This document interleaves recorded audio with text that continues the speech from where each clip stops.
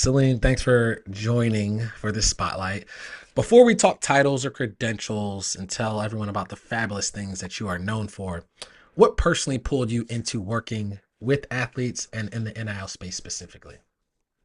Yeah, so I was actually a student athlete when NIL was being voted on, and I actually had the opportunity to vote on behalf of ACC student athletes at the NCAA conference my fifth year. So I've been a part of the NIL movement from the athlete's perspective, as well as now in the professional world as a financial advisor. So I think back to when I walked onto Louisville's campus, just 18 years old, and as much as I would love to say I knew it all, that was definitely not the case. So I want to work with student athletes to help guide them to make smart financial decisions today that could really set them up for long-term success down the road.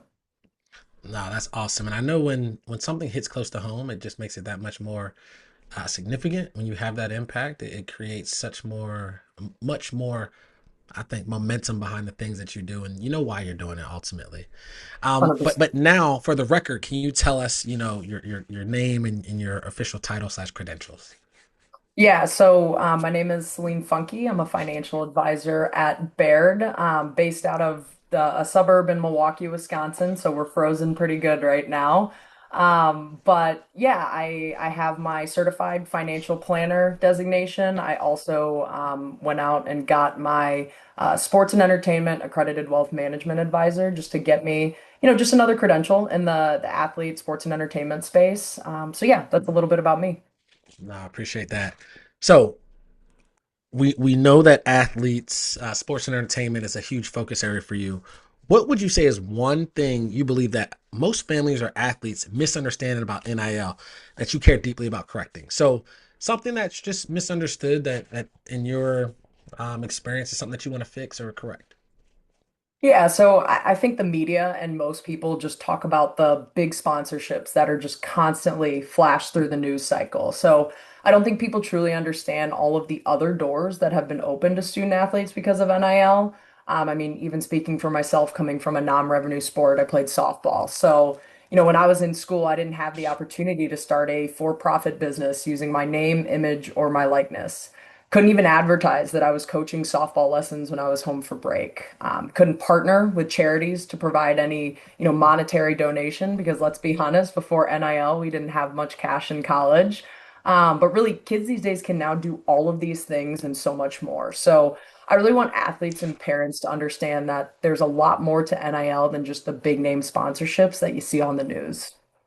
Now, and that's huge because I think that to that point, when we talk about the $2 to $3 billion that is effectively changing hands or wealth that's being transferred year over year, while you see the headlines, there's still a lot of money still being transferred to athletes in non-revenue generating sports or sports that I would say break even, right? That aren't necessarily headline sports, but for that university, they fill the stadium. They may not have the media rights that the football or basketballs do, but they're generating value for the institution in a way that can be meaningful. And so I think that that's a huge value add for you to have that perspective. One, because of your background, but also because it's a huge need because they are similarly experiencing money and experiencing it Yep. much sooner than they had previously, right? Yep. So now that we have like kind of like the misunderstanding, what's the most common problem, right? They don't understand that athletes in non-revenue generating sports now have this newfound opportunity. It's not just the headlines, but what's a problem that you kind of see arising that you would say they don't realize it yet? Yeah, so it's typically taxes. Athletes and families, they're seeing an influx of cash come in, and they don't realize that there is no withholding being done on these NIL deals or these revenue sharing agreements. So it's not like being a W-2 employee in my seat now in corporate America where taxes are withheld before my paycheck even hits my bank account. There's also some athletes that just don't think they need to file because they, quote, didn't make enough. However, if an athlete makes at least $400, then they are required to file a federal tax return since they're considered self-employed. So just because their parents may be claiming them as a dependent on their taxes, that actually has nothing to do with whether or not they need to file. So these are all reasons that I recommend that athletes set aside 40% of their earnings in a separate account that they don't touch that's available to pay taxes come April. Yeah. No, that's huge. And I think to that number, when you say 400, they're like 400, like everybody assumes it's way more, right? And it's like you get the room will light up. So I think that that's a huge point to a focal point that needs to be addressed because it can really become a domino effect, right? 1 year leads to two, 2 year leads to three, and assuming you're having a positive trajectory, that's more money, right? That you're not Mhm. paying out to taxes, that is accumulating in terms of penalties and fees and so on and so forth. So absolutely, I think that's huge for you to focus on that and a problem that still is alive and well today, unfortunately. Yeah. So one thing that we talk about is, you know, the FTC. We talked about this in our quote unquote in the green room. And the FTC recently brought issue towards agents and they brought letters that they wrote to institutions about, hey, are you upholding the Sparta Act as it relates to how these agents are interacting with the athletes on your campuses? And so I don't want to talk about agents specifically, but I want to just highlight or just ask a question. What's one red flag athletes or families should pay attention to when it comes to evaluating NIL opportunities or NIL service providers? I know that you're on a team, you work with different service providers in the industry. What's something that either you've noticed or when you were an athlete you noticed on the other side where it's like, hey, this is something you should look out for. This is a possible red flag that you think athletes can create uh, better decisions or more awareness if they were to look out for this or avoid something in particular. Yeah, I think I'll take more of the NIL opportunities route on this one. I mean, I think the biggest thing is knowing your worth.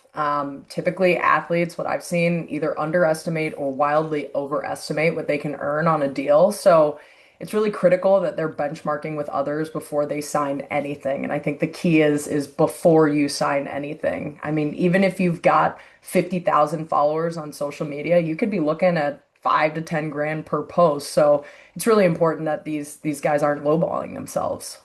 Yeah.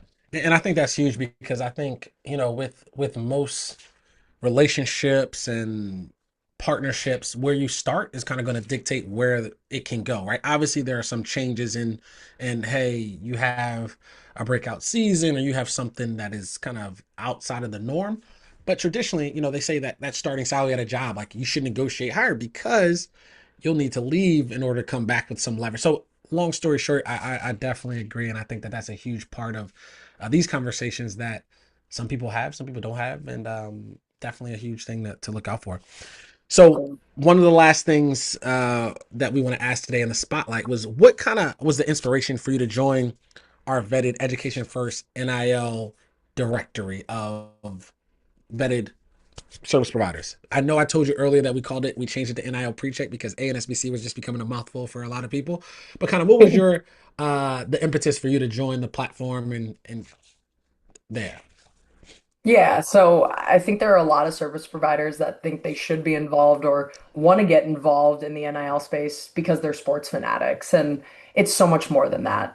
The NIL world is really new to everyone. The rules are constantly changing. So you need to be sure that the person you're working with is staying up to date on that information. And it's even important for us as professionals that we've had background checks, that we have the knowledge and the credentials to provide exceptional service to these athletes who need our guidance now more than they ever have before because of this NIL that's going on.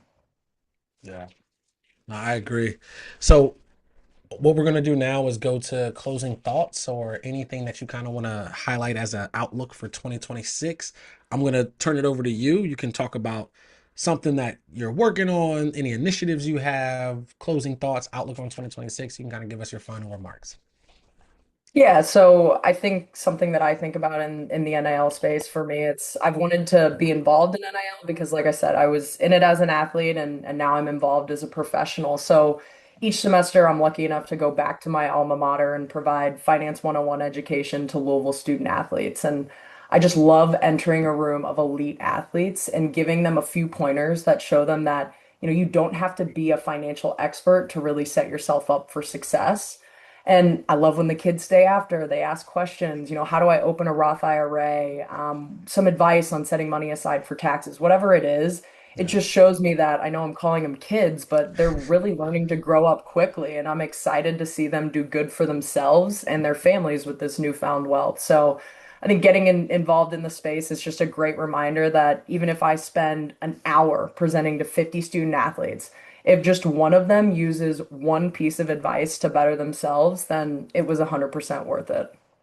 Yeah, and I think to your point, Um, recognizing how competitive they are, how much they want to win, the fact that they're elite in their sport, but also outside of their sport in their academic pursuits, as well as in their monetization slash their establishment of their independence, right? When you think about it from a monetary standpoint. So I love that feeling. I definitely appreciate you closing out with that thought slash remark, because as much as the world is becoming, I think, virtual and instantaneous, and I think that we've seen things come, hyper speed, hyper focus, that in-person connection and everything is super important. And I think that um, something that I always look forward to, and it sounds like you do as well.